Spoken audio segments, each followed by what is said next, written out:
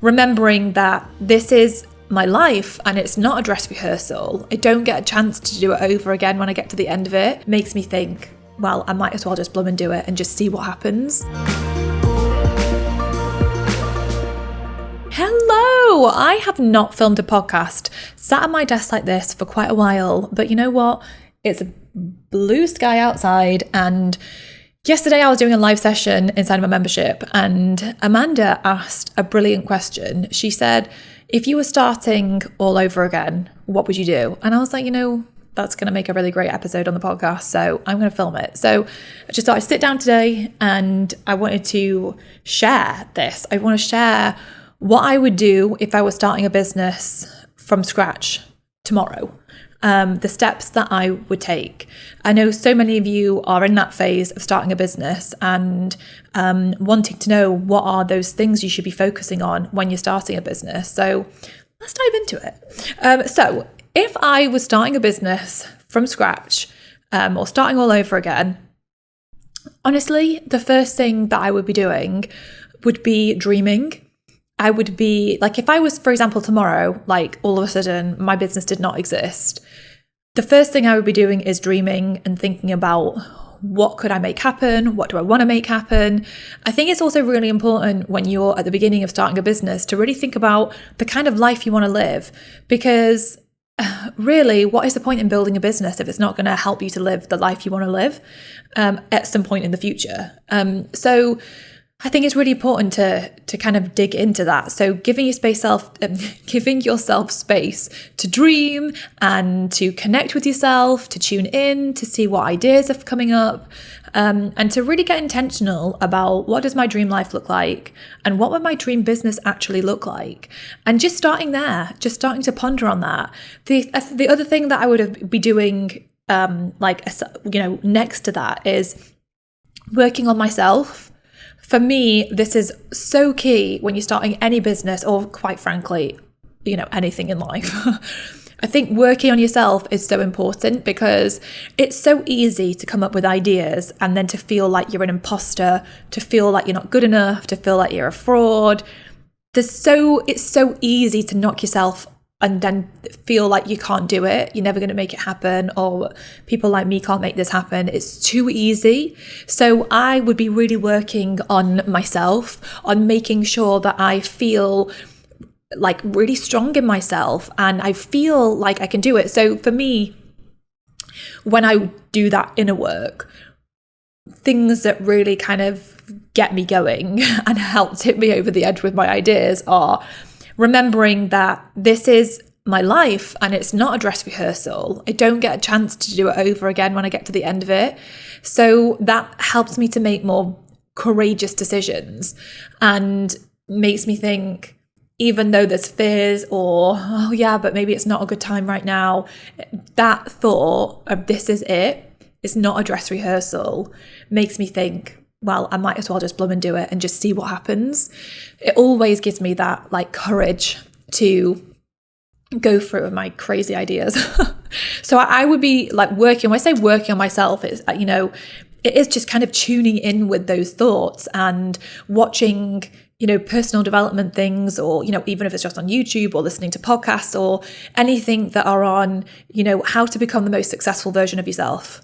How to step into the version of you need to be in order to create success. I've been listening to all sorts of stuff like that, or reading books, and just really, really thinking about who do I need to be in order to build a wildly successful business. I'd be tuning in with that, or to just become the most successful version of myself. There's clues everywhere. Tony Robbins talks about this all the time. Just model other people who have done what you want to do. What are they doing? How are they behaving? How are they showing up? How are they actually, was it Tony Robbins or Jim Rohn? I can't remember now. Probably both of them. But that's the thing. Success leaves clues, and you can sniff those clues out when you are paying attention to the people who are really successful. So that's what I would be doing. I'd be immersing myself in that. I'd be immersing myself in dreaming and connecting and tuning in. I'd be immersing myself in what people are doing. This kind of leads me on to the second thing I'd be doing, which is learning. So, there's so many like free online challenges now, and there's so many like free videos online and like amazing Instagram accounts and amazing websites where we can all go and learn. And I would be immersing myself in learning, because ideas get sparked when you put yourself in that space where you're learning. I have hosted so many challenges, and those challenges have created so many light bulb moments for the people who have been on them.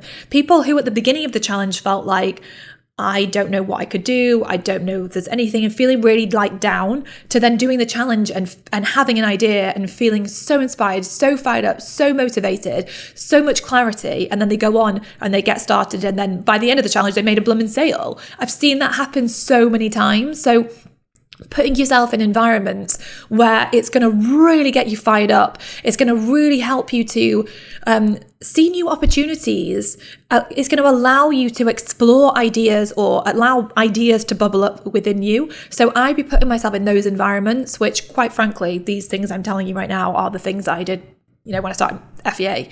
In terms of learning as well, not only that, you can obviously do courses and programs, you can learn anything. So you might, for example, like right now at this precise moment in time, AI is really trending. It's massive, and it's such a huge new thing that is out there. So you might be like, I wonder whether there's an opportunity for me to learn about that, get involved in that. So there might be like an AI conference or an AI course or something that you can get involved in. You might be able to start learning and soaking it up and seeing like, is this something that I'm interested in? Is this something that I could pursue? So not only learning from the perspective of like helping you to come up with ideas, but learning from the perspective of like upskilling, so that you have something you could start a business around. Like, we can learn basically anything we want. So there are so many opportunities out there for us to build successful businesses.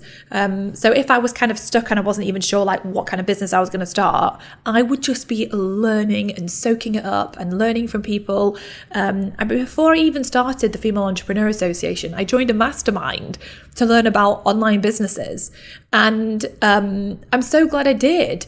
So start learning even before you think you're ready, or even before you think you're at the point, like maybe you don't even have a business yet, but it's not too early to start learning from people who are doing similar things to what you want to do, even if you don't have complete clarity. So I'd be learning like crazy. Then the third thing I'd be doing is really then looking at, how do I get clarity and how can I make a plan? For me, as soon as that moment of clarity comes, like that moment crystallizes and I'm like, okay, this is what I'm going to do, then I can like really, really, really start to build that momentum.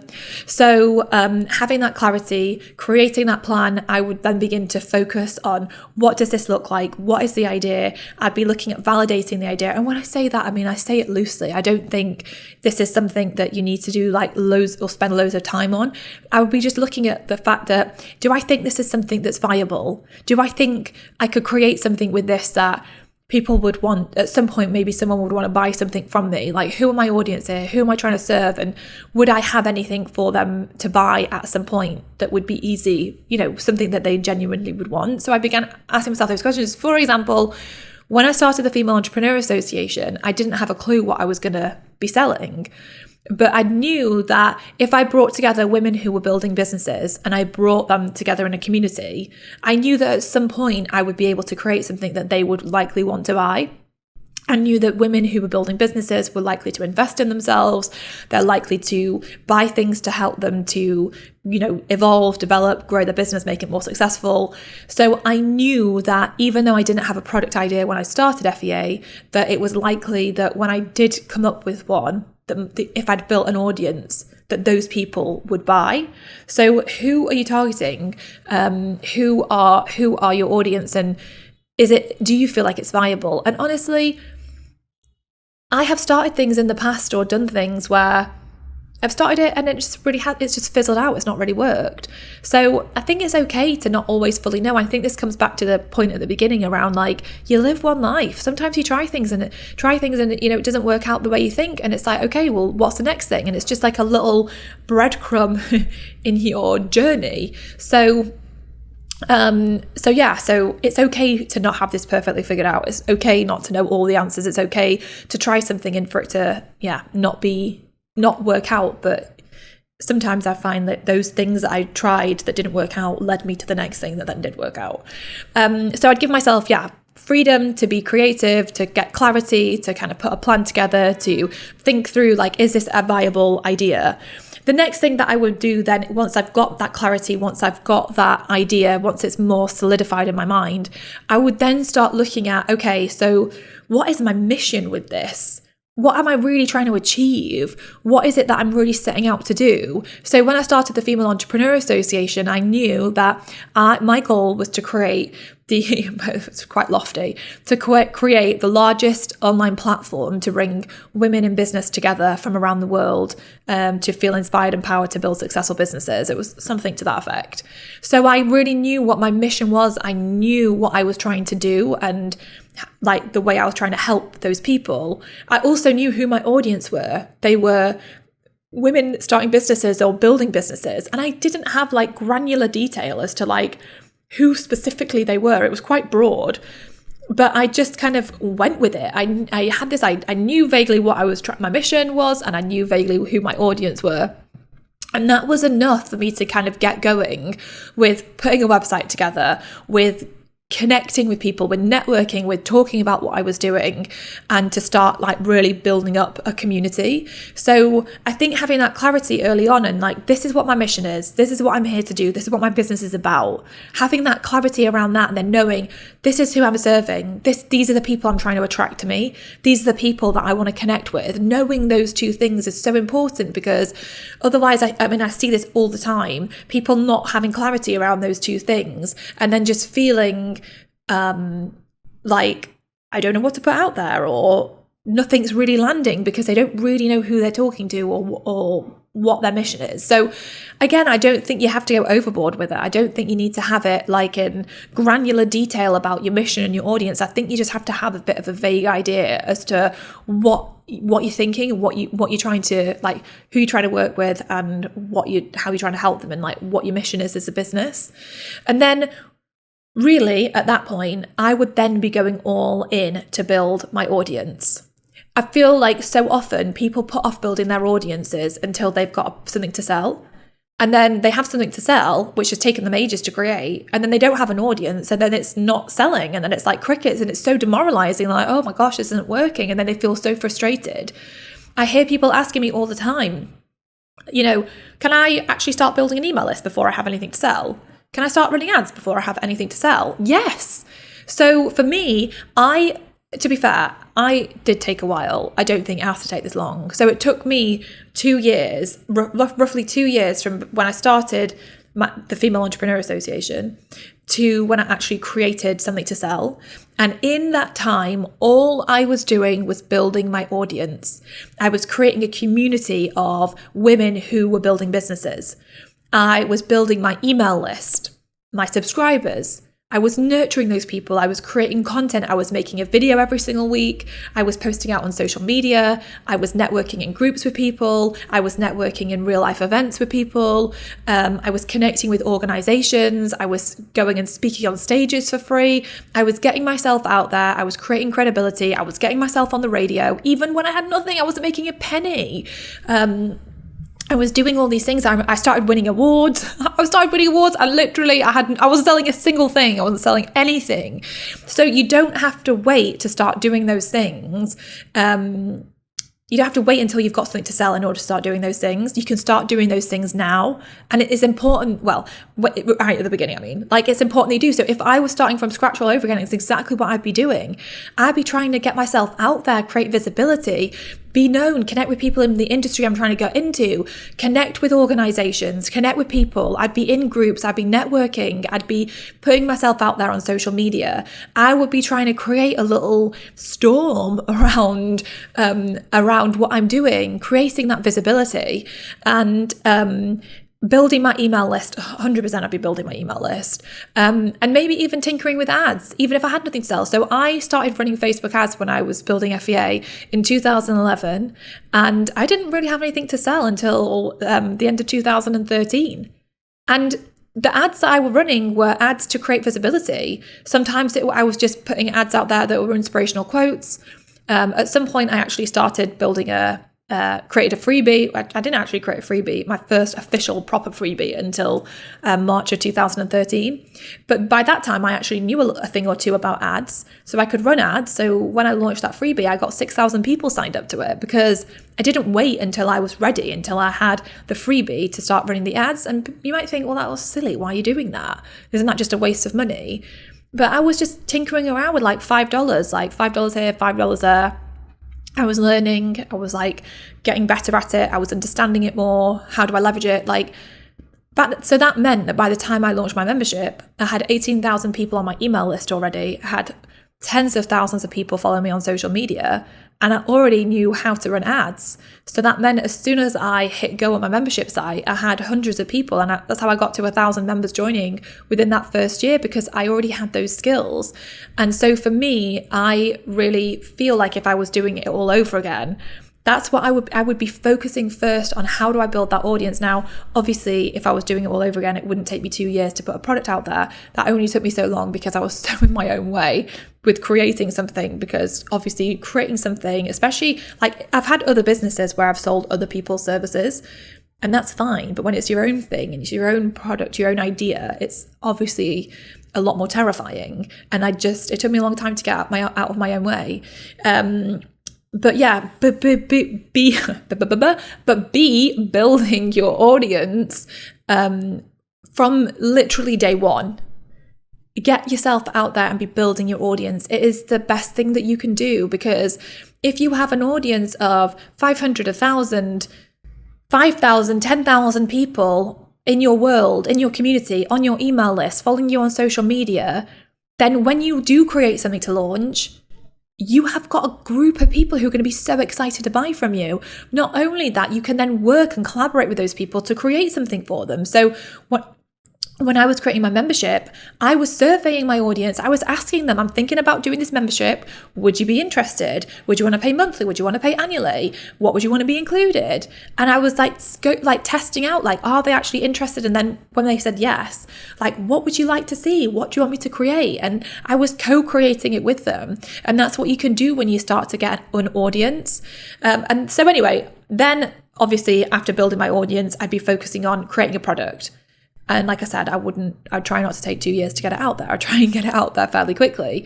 Once you know what to do, you can do all these things at speed. It's just learning. Once you know how to build an email list, you can build an email list fast. Once you know how to run ads, you can run ads and you can be effective. Once you know how to create a product, you can create a product and you can do it quickly. So all of this stuff is just like learning and then taking action. Obviously, if you're doing it all for the first time, it's going to take a bit longer.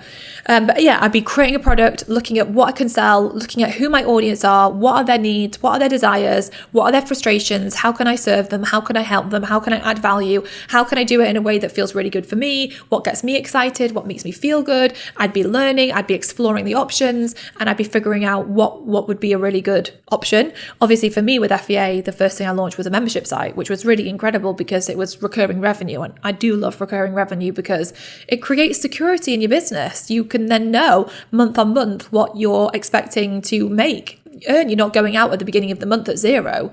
You know every single month you're bringing in a certain amount of revenue, and that is so it creates so much peace of mind as a business owner. But I'd be looking at, depending on what the business is, who the business was for, I would then determine like what kind of product I'd be creating. And then beyond that, once creating the product and obviously marketing the product, then in terms of scaling, I'd be like, how do I build my team? Well, not how, but then I'd be building my team out and putting the processes in place to help scale the business.